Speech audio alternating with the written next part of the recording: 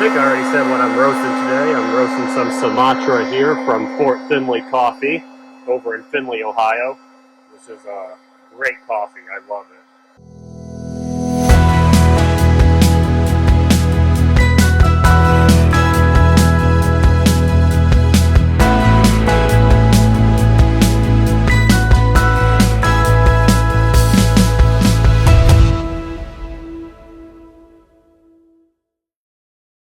Afternoon, folks, and happy Monday.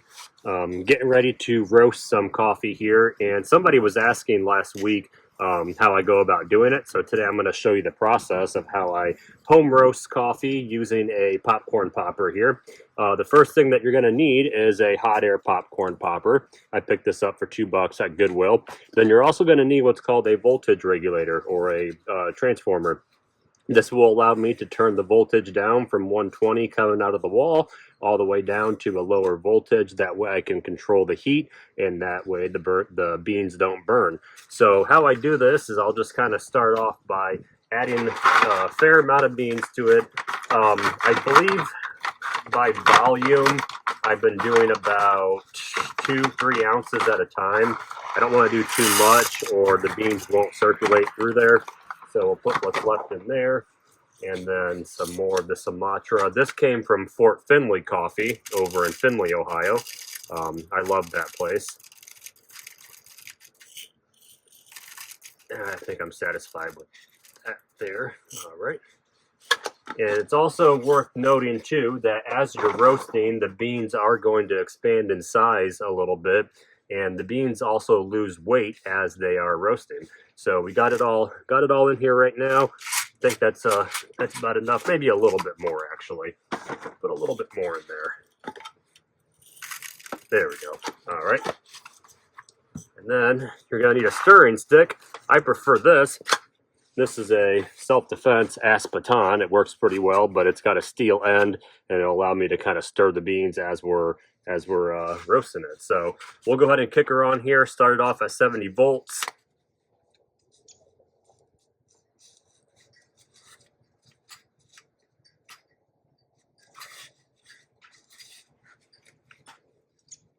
Let's see. Well, something's not right. There we go.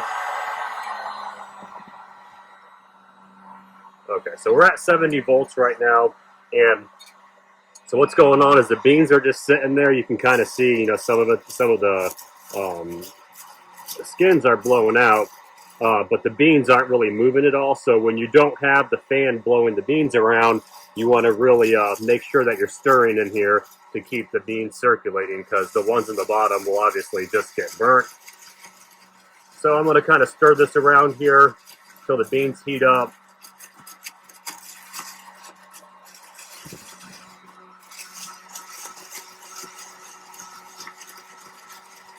And some of these popcorn poppers, they do have a safety shutoff, so if it gets too hot, it'll just completely shut down in the middle of your roast. That's why it's always good to kind of keep stirring around, that way you don't overheat it. What I'm doing is just slowly stirring the beans as they're heating up, that way we can get a nice even roast. One thing I can't stand is beans that, you know, don't roast evenly. And when you go to pour them out, you have different, you know, shades of color, and I don't really care for that. But let's see here. All right, we're gonna kick it up a little bit to 80.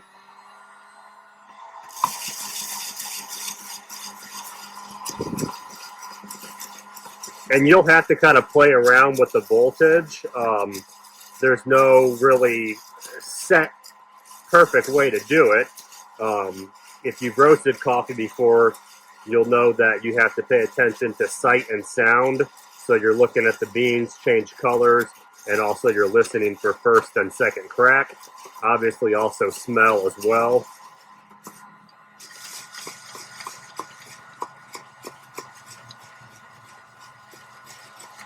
I'm going to cook it up to 100. A bit of 120 there for a minute. So as we're at 120, you can see they're kind of moving around a little bit on their own, so that's all right.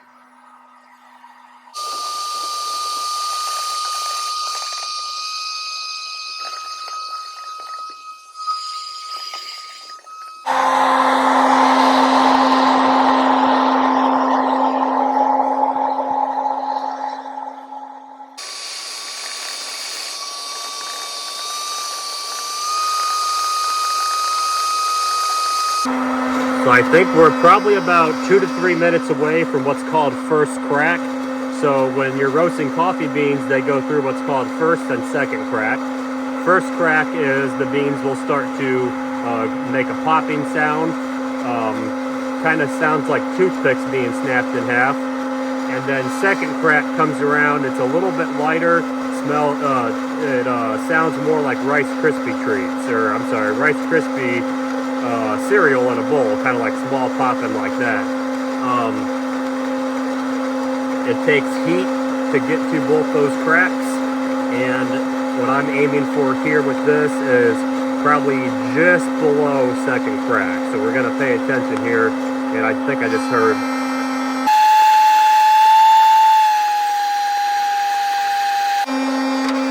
Okay.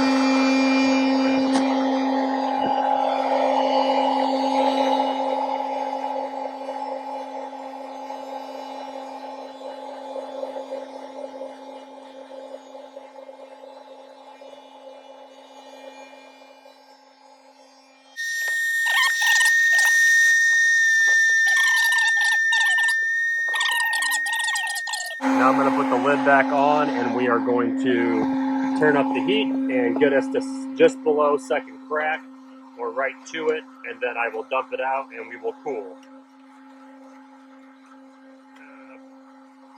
And I tell you what, get yourself a nice popcorn maker, things that are easy to use. It's not really the easiest.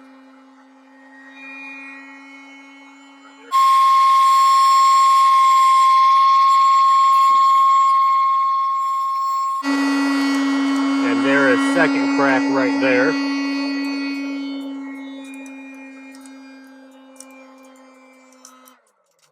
All right, and it just kicked off. So now we're gonna pour them out into there. And we are right at second crack.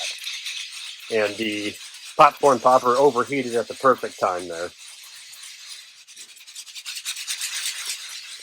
And that is how you roast coffee at home using a popcorn maker.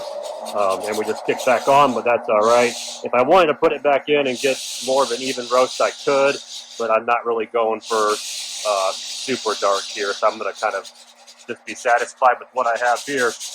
Not my best work, but it is kind of colder out here, so temperatures are a little bit harder to play with. But that's that. This is fresh home roasted Sumatra from Fort Findlay Coffee, and I'm going to be having myself probably a nice Americana tomorrow morning. Sounds good to me. Have a great day.